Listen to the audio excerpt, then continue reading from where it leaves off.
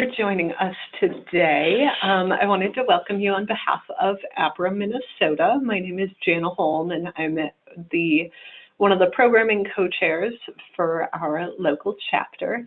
And we are thrilled to have Annie Pollock with us today. Annie is the Interim Director of Development Research and Prospect Strategy at Macalester College in St. Paul, Minnesota.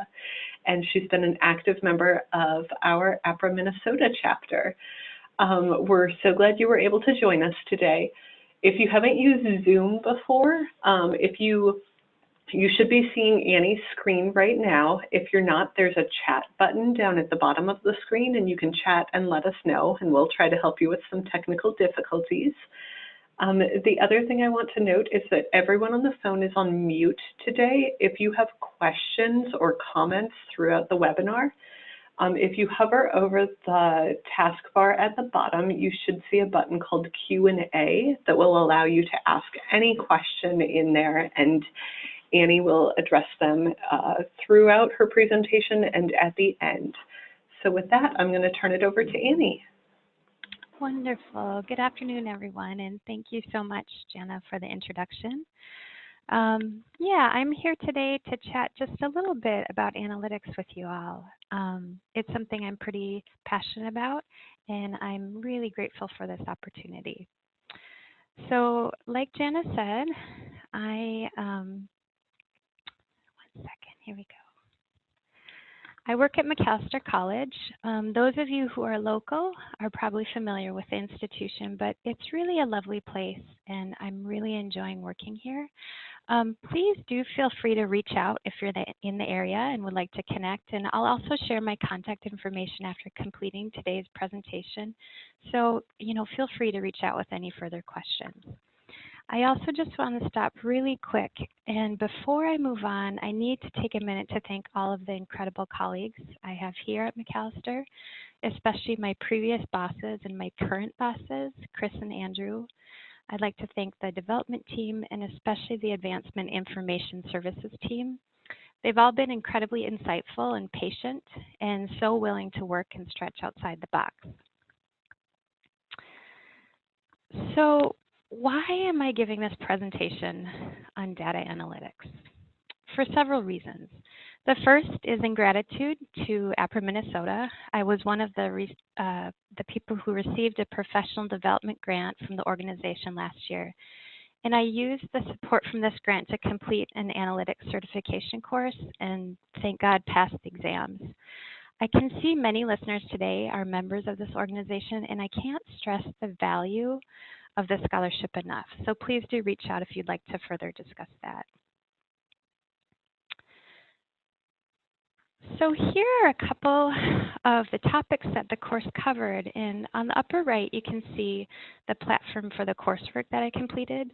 One of the delightful discoveries I made was that truly data in analytics is a language, and it's a shared language. It's similar to music, and that folks from all over the world can understand it if they're willing.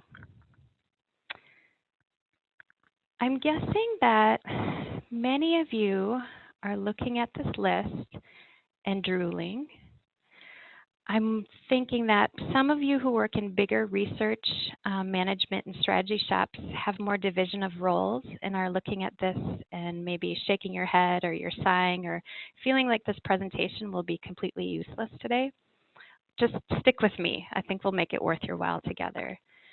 Just so I can get an idea of the listeners today, I'm wondering if you'd be willing to complete the little poll that I just launched. I'd like to get a sense for the size of your shops.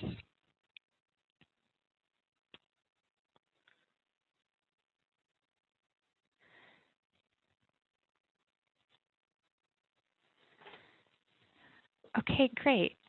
So it looks like the majority of us work in incredibly small shops. Some of us are in shops with 4 to 6 colleagues. And then further on down the line, 2 of the teams listening today have 7 to 9 team members.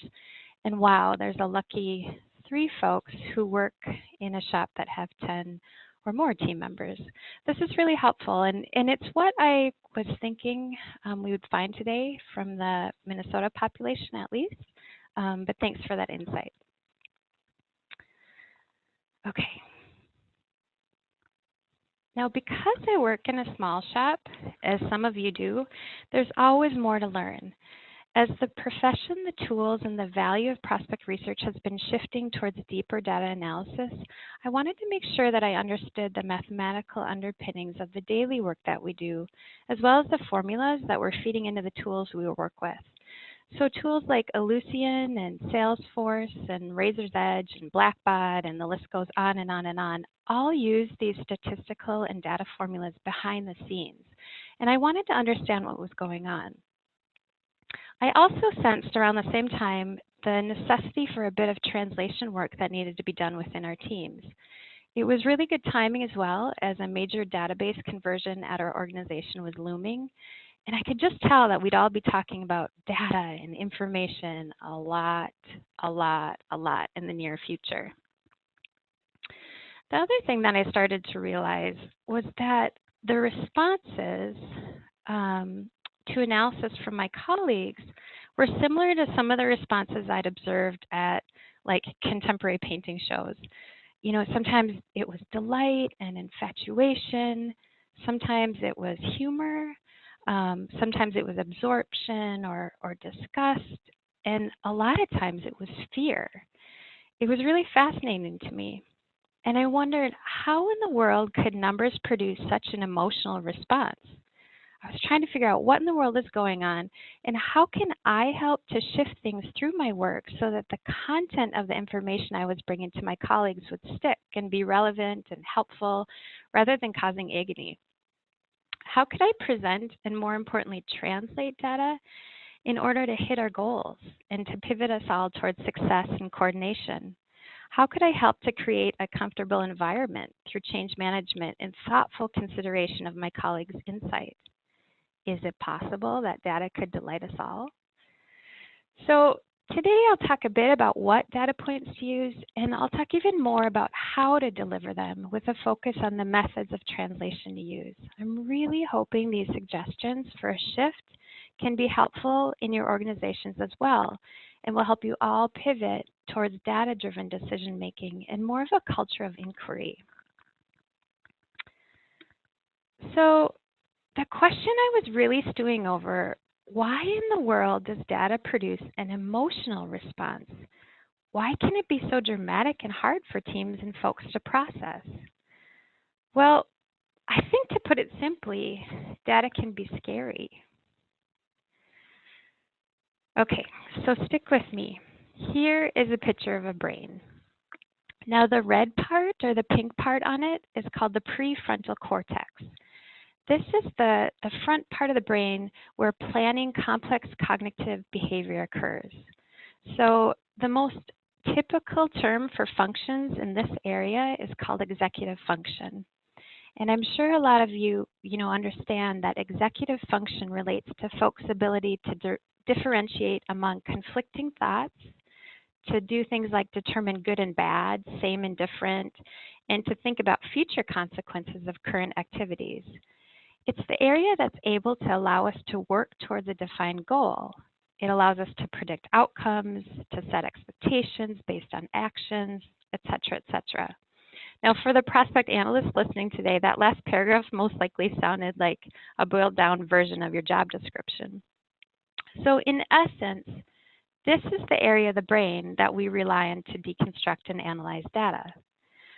It's where we really all would hope to be functioning our best while at work.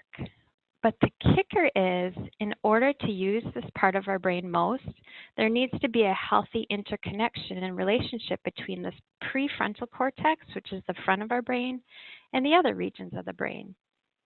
So what can stop us from using this important part of our brain? Fear. So the fear reaction starts in the region of the brain called the amygdala. And if you see a threat stimulus like a predator or maybe a stinky prospect management professional with bad news about a major gift officer portfolio, it triggers a fear response in the amygdala. which activates areas involved in preparation for motor functions involved in the fight or flight response. So if it's activated, this is what happens. Here's a fun video that explains the process. It kind of takes me back to my National Geographic days. Watch this series of images very closely. Ready? Go. Do you recall seeing any shoes or keys? Probably not. At this speed, 80% of the people we showed this to don't see either the shoes or the keys. We'll slow it down. Did you see them this time? You probably did. Now, we're going to play a different series of images and test you on them after. Ready? Go.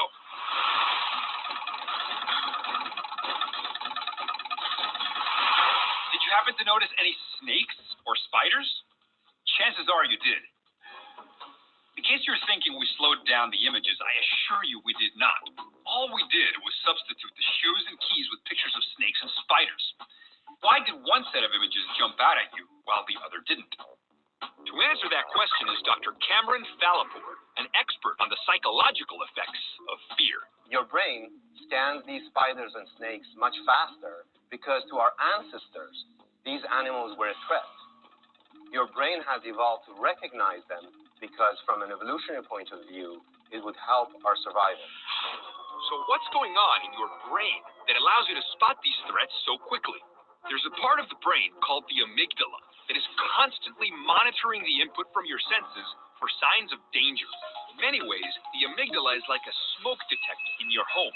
It may sit inactive for long stretches of time, but as soon as you encounter a dangerous situation, your amygdala sounds the alarm. As you're starting to see, it doesn't take much to set your amygdala off. Any sound or image that reads as a threat can put your brain into survival mode.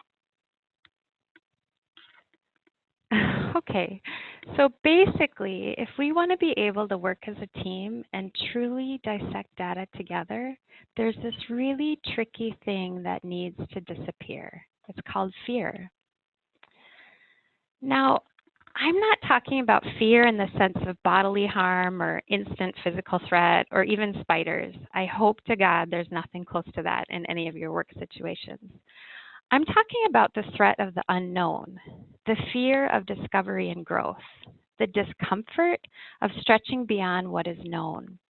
As we all know, analytics has the capability to take us down that road quite often. Now, if you've ever traveled or lived in an environment where the language is different than your mother tongue, you'll deeply understand the brain function I just spoke about.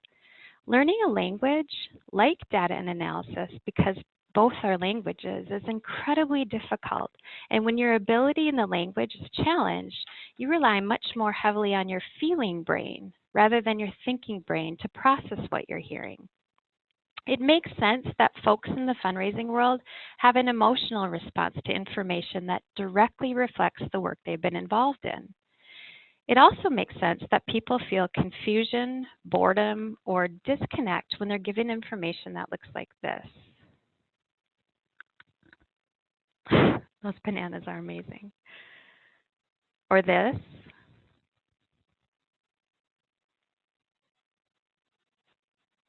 Or this.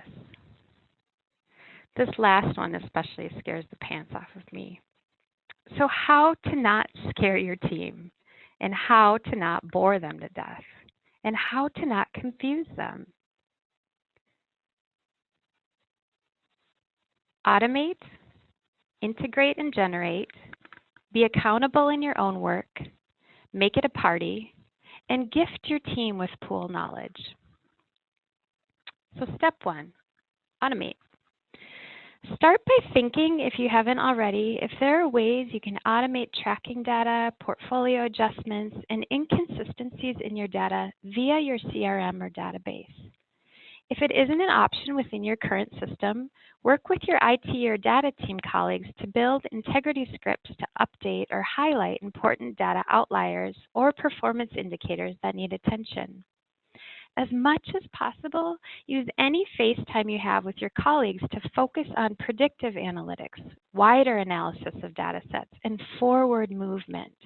Don't get stuck in the weeds of maintenance or spend too much time on individual cases. It will eventually slow down outcomes and dollars in the door. Now, we're all used to our phones pinging us and asking us to update our operating system on a fairly frequent basis, and it usually doesn't throw us into a state of fight or flight. Use these habits to frame your work in the interaction that you have with team members. Automation is also less intimidating. It's entirely different to receive an automated notice saying a contact report needs to be updated rather than a colleague critiquing your portfolio with red pen. With each arm of your development team, build both data cleanup scripts and proactive prospect and suspect movement indicators and alerts. So, for instance, if your donor relations team needs to know if one of your highest touch donors has RSVP'd to an event or given a recent gift or etc., build it.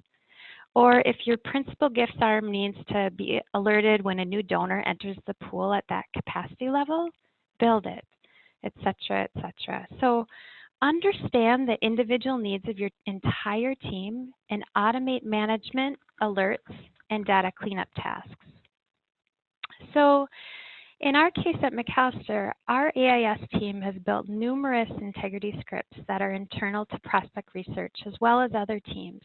But they've also built integrity scripts that generate an email that's sent to our frontline fundraisers with an embedded link through which they can click on to update the information. So here's some examples of commonly externally facing integrity scripts that are generated and delivered directly to our frontline team. And I think you're probably familiar with most of these types of scripts.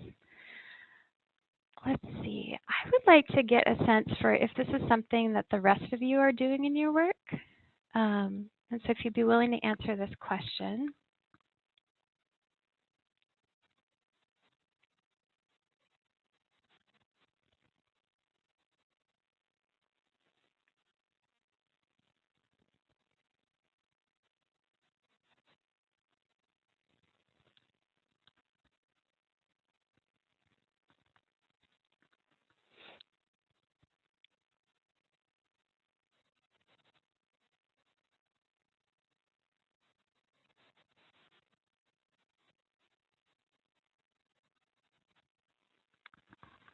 Okay, so it looks like most of you have answered, and this is fascinating. So, we're a couple more.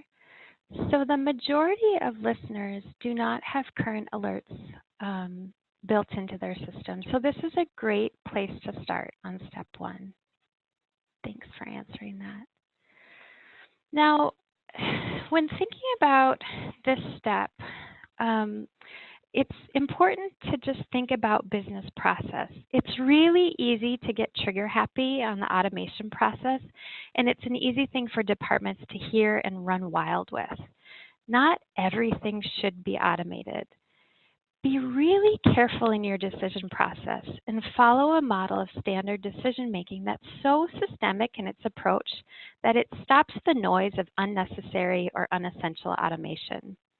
A good process to use is listed here, and I'm thinking a lot of you have used this in your work.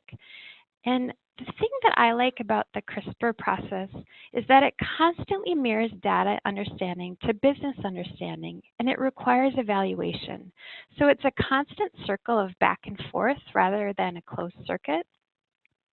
If you follow this process when creating procedures and workflow plans, it allows for thoughtfulness and it illustrates a clear picture of what you hope to accomplish, which is also known as business understanding.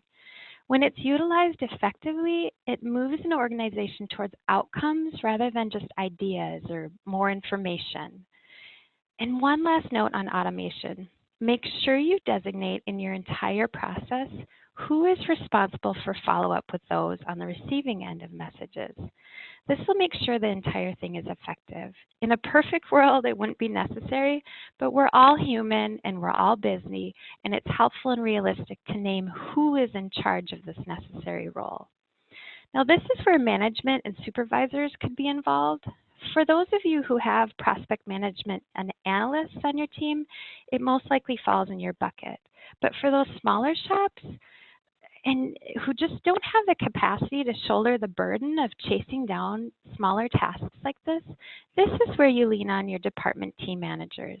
It's in their job description, and allowing them to do their work will free up time for you to create and offer more productive insights to the team. So step 2, integrate and generate. When possible, integrate all metric and performance data into the system you're working with via a dashboard or a goal map or something like that. Make metrics dependent upon usage of the system and urge staff members to rely on it. This process builds buy-in and expectations for team members who are either struggling with your current system and need retraining. Maybe they're a little bit lazy or arrogant to use it, or sometimes they're just like completely rogue and believe it's not necessary to their work. 1 second. Or to anyone else who's on the team. As we know, analytics are only as useful as the accuracy of the data. One tenet of data accuracy is based on the quantity of import.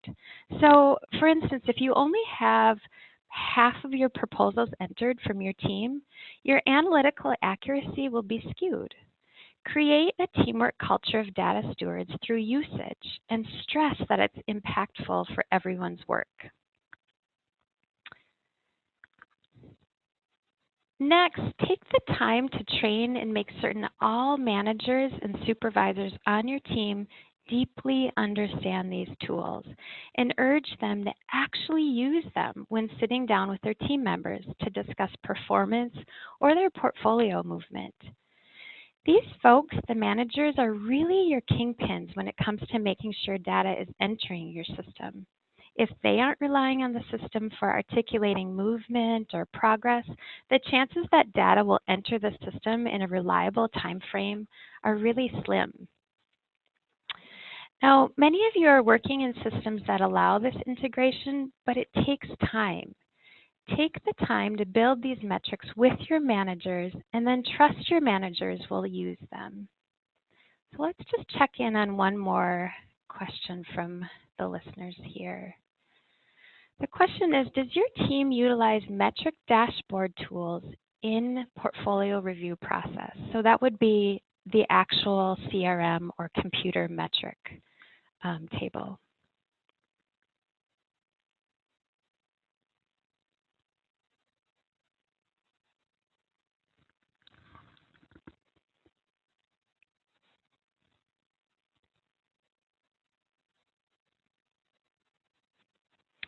Great, this is wonderful. So it looks like more than half of folks are already at this step, which is fabulous. A couple more answers coming in. Wonderful, these are great results. So it looks like everybody, or the majority of folks, are down the right path.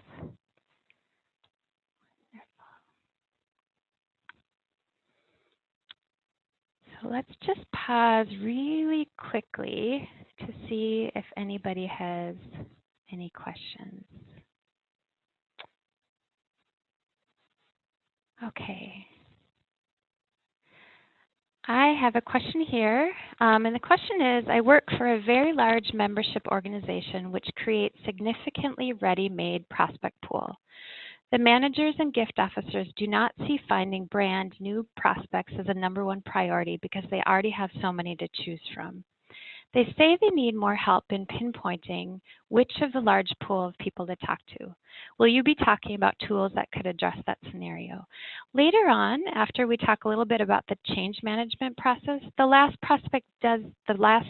slide does get into kind of the steps for segmenting pools and looking towards analytics. So we will get there. Are there any more questions?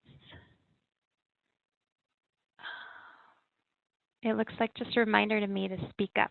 Okay, wonderful. So let's just recap where we've been. Step 1 is automate. Step 2 is integrate and generate. And now, step 3 Be accountable in your own work. What I've seen across the industry is that there are dashboards or metrics created there, but they're only tracking frontline progress. And often they're for broad consumption by the entire team. So basically, if you're an MGO, anyone in the organization has the ability to track your progress whenever they want.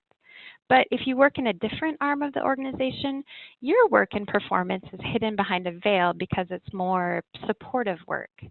Can you imagine how this would feel for a major gift officer? Or the pressure it would bring? Or how it would constantly engage the amygdala of fear?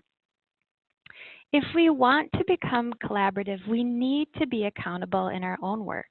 This is incredibly important, especially for prospect research, strategy, management, and analysis teams, because they are the teams bringing the insight, and we need to be trusted, and we need to not be scary. So first step towards accountability is to build a dashboard that tracks the prospect research department's progress and performance. Include all areas of your work: pool activity, rating and wealth screenings, analysis, report delivery, meetings. You get the drill. Put everything on it. The next step is to share it with everyone. I'm not joking. Give it to everyone on your team. Give them permission to see the progress of your work at any time. Be humble and willing to be transparent about your performance. It's what you require of your frontline colleagues, so walk the talk. I think it'll do wonders for your ability to work as a team. By creating equal transparency, you inherently create a culture of trust, which is profoundly important if you're the one who's expected to deliver insight. It's incredibly hard to build trust without transparency. So start here. It has to be equitable in order to feel comfortable. So building this open access metric dashboard is another way to inform the rest of your department about what you actually do day to day. Consider linking your work to overall team shared successes. For instance, track newly discovered suspects that have led to a gift in the current fiscal year or current campaign, etc. Another way to be accountable in your work is really, really simple, but it's not very common. It's 3 words. I don't know.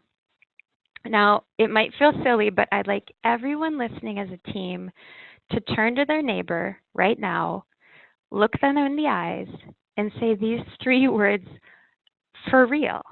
I don't know. Now, turn to the other person in the room, look them in the eyes, smile, and say, I don't know. And finally, look across the table, look another teammate in the eyes, and say it with meaning. I don't know.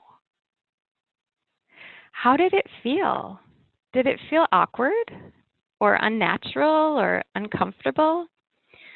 You see, data and analysis answers questions. It gives insight into the things we don't know. And this can be really uncomfortable in professional environments. It's very seldom that these words are spoken at work, right? There's so much ego and fear and the need to perform that's intertwined with our working environments.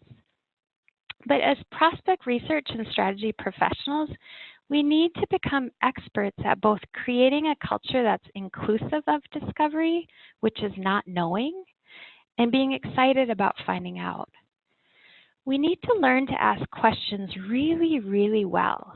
Whenever possible, we need to model inquiry in the way we approach our work, and we have to make certain to say, I don't know, when we don't know, and then follow up with, but I'm excited to find out. It seems simple, right? But it's really not as common as we think. By saying, I don't know, when we truly don't know, we create a culture that doesn't stigmatize analysis or inquiry. It encourages asking questions and identifying when data needs to be examined or looked at to arrive at solutions. It shifts the energy away from personalities or personal experience or anecdote, and it throws us into a professional landscape that allows for the vulnerability to discover insight and to ask tough questions. And that is the perfect environment for data analysis to be relied upon. To shift an organization into this space, you really need to model it. So let's all say it again together. I don't know. And this leads into step 4 of pivoting towards inquiry-driven strategy, which is one of my favorites.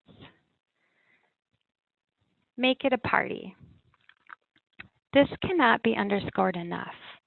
Be authentically excited about your work. Be authentically positive in your belief in your colleagues and in the data analysis you're bringing.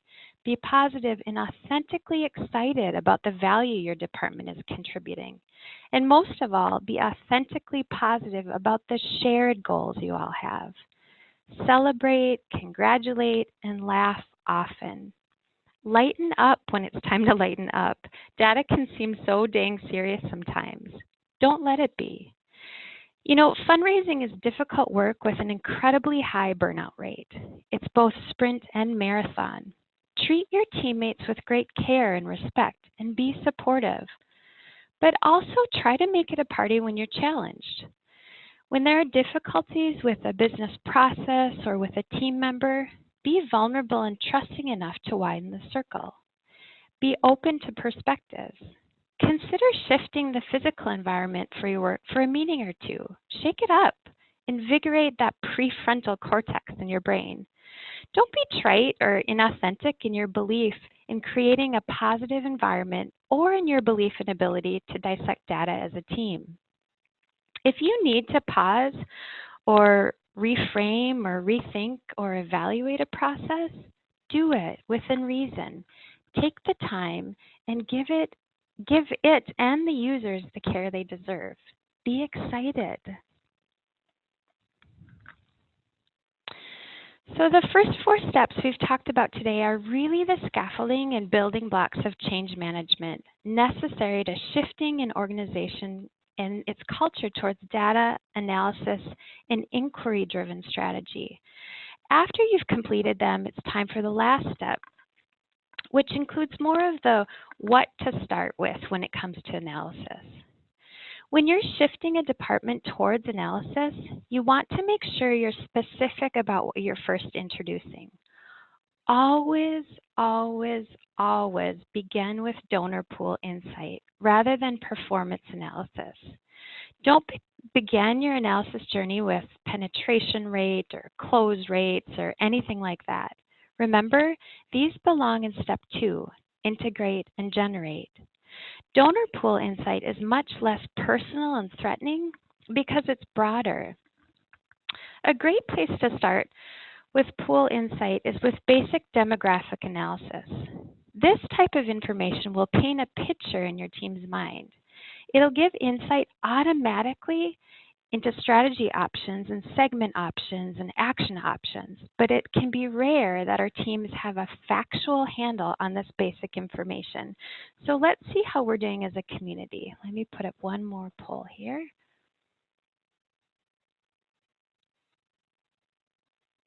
If you'd be willing to answer these questions. And now these would be factual answers, not anecdotal. So the average age of your active donor, the percentage of married constituents in your donor pool, the percentage of households that have made a gift in the last 5 years.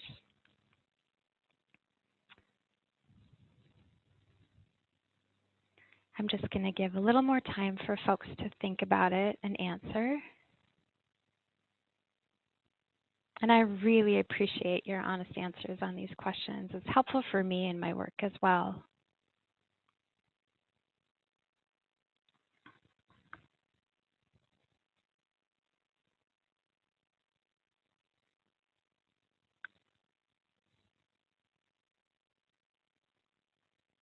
Okay, just a couple more seconds. I'll give it a minute.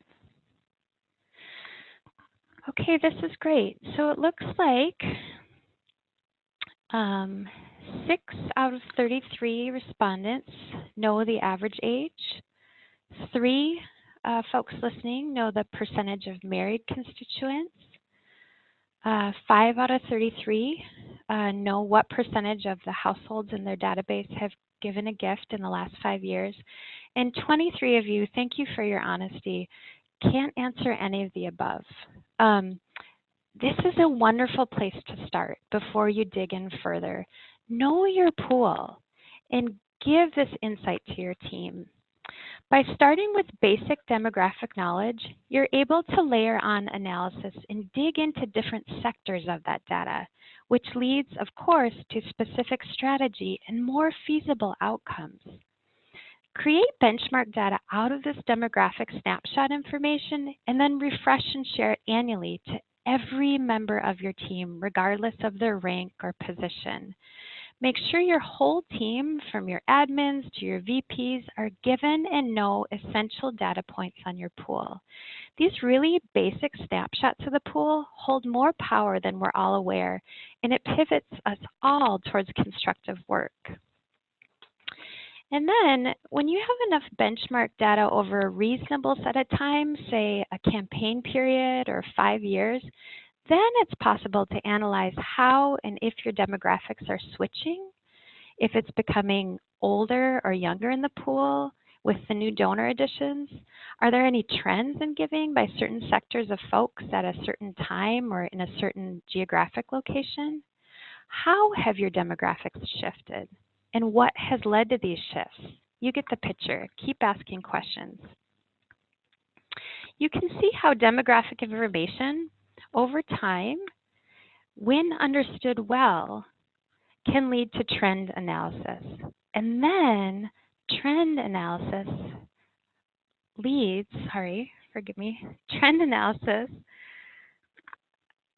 to where the real power is in analytics, predictive modeling. Now, I'm guessing you're all integrating predictive modeling in some format in your work, and if not, you're really excited to get there.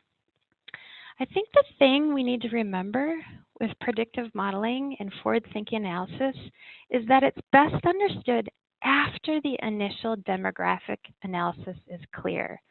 So what I've just talked through in the past 2 slides in like 2 minutes could actually take a year for a full team to get to in real time. Now, remember, discovery and growth is difficult and can be scary, and it takes time, and it always begins with, I don't know. Be positive and patient with the work.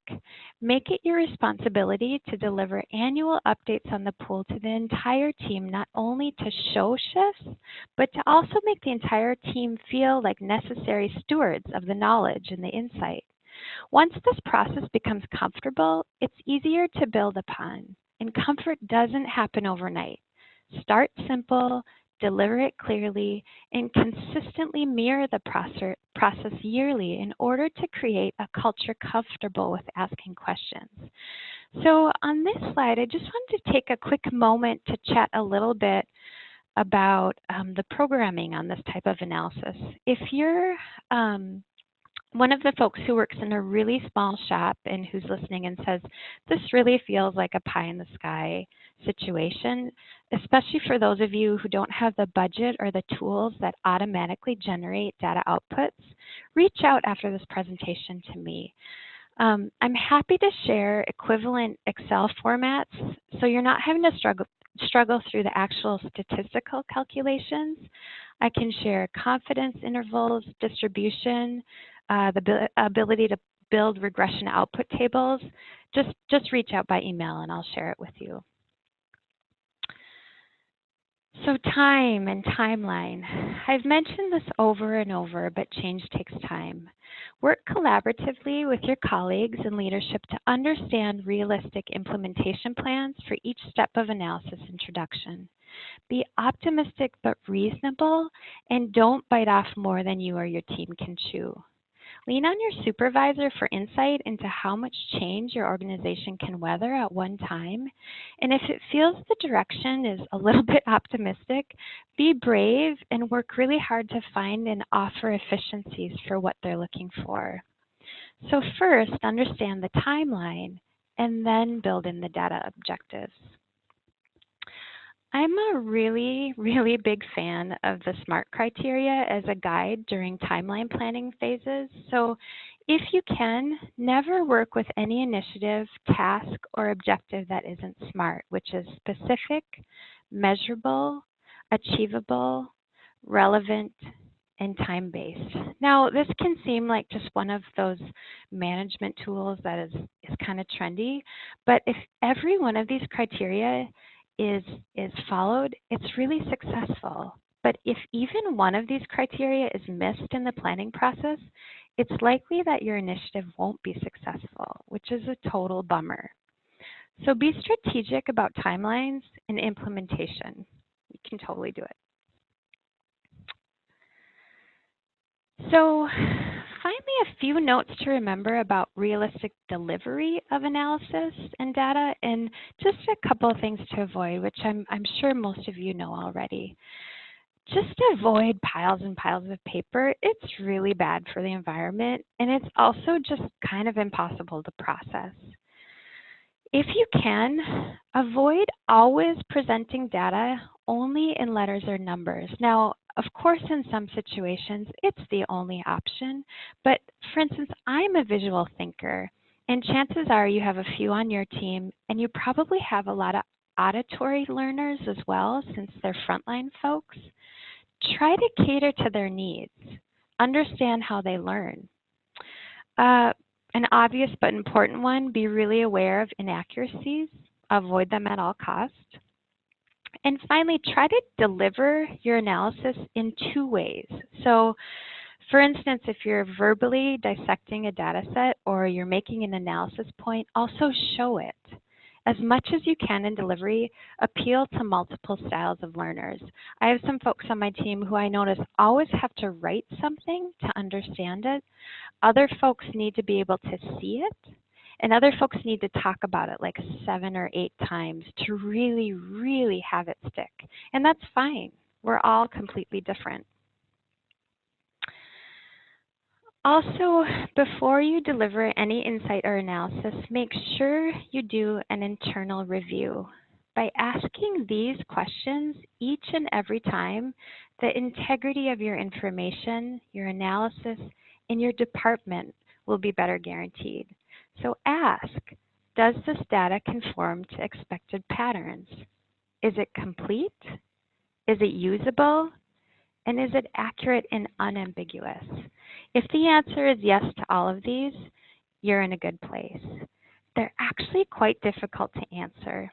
Good data and analysis is common, but excellent data is not. And I'm really, really hoping that these 5 steps will carry us all to excellence.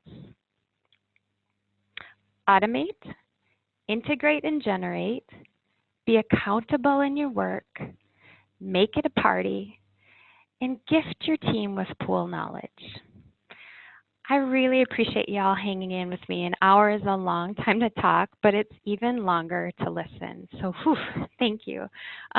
If you all have a couple minutes, it looks like there's quite a few questions that have come in. I'm going to share my information here so that anybody who needs to can just pop out. I will be sharing these slides with everybody. And I'll just go ahead and dive into the questions, which keep rolling in. Okay, the first question is, what are the best pieces of information on your dashboard that get people to act on that data?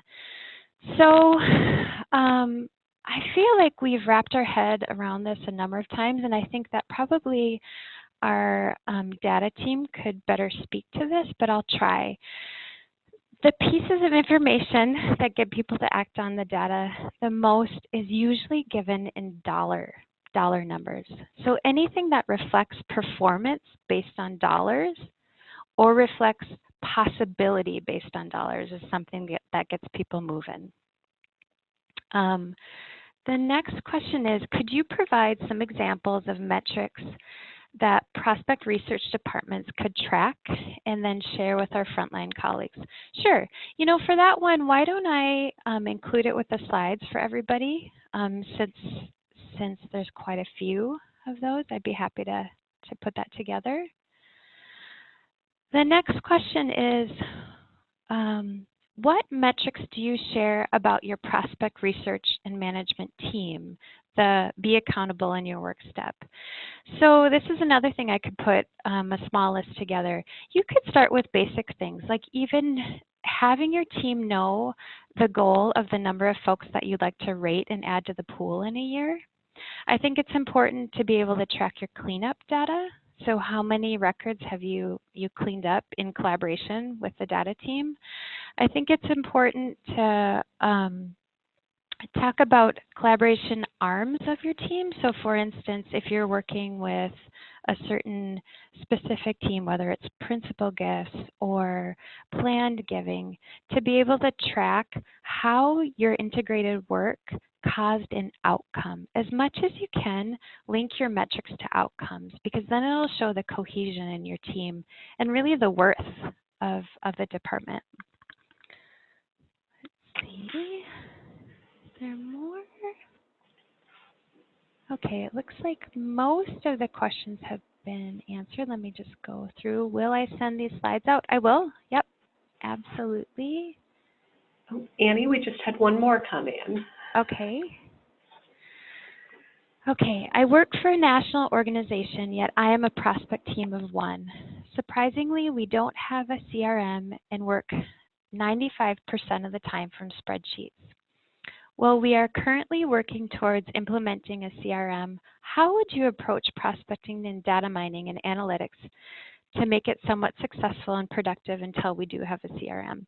This is a wonderful question, and I feel like in general, Excel gets a really bad rap, which it's this really creepy and interesting skeleton in the closet, because I think, or my experience is, that it's actually used quite often by many teams, even teams with a CRM, because it's a very familiar tool. So if it's what you're working on right now, that's just fine. Some of the calculations, if you contact me via email, I'll send you a list of calculations that you can do to get you towards mining and analytics. And a basic start would be on those kind of basic demographics like averages and means, especially when you're looking at gift amounts. Just knowing what your baseline is and then where outliers are is a great start. And it's really powerful data, so I'd start there. You can do the same thing for location of your donors. You could do the same thing for how they identify. You can do it for age, which is very helpful as you're kind of planning a person's cycle through the prospect pool. Yeah, so check out all of the Excel information if you reach out via email, and that'll be a great place to start. You're welcome. Okay. Well, that looks like all of our questions for today. So I'll chime back in, and I just want to say thank you, Annie, for sharing your knowledge and your insight with us today. And I know you're open to any follow-up that people have. So your email address and phone number are up on the screen, and we'll be sending some more of this information out to you all shortly. So on behalf of APRA Minnesota, thank you all for joining today.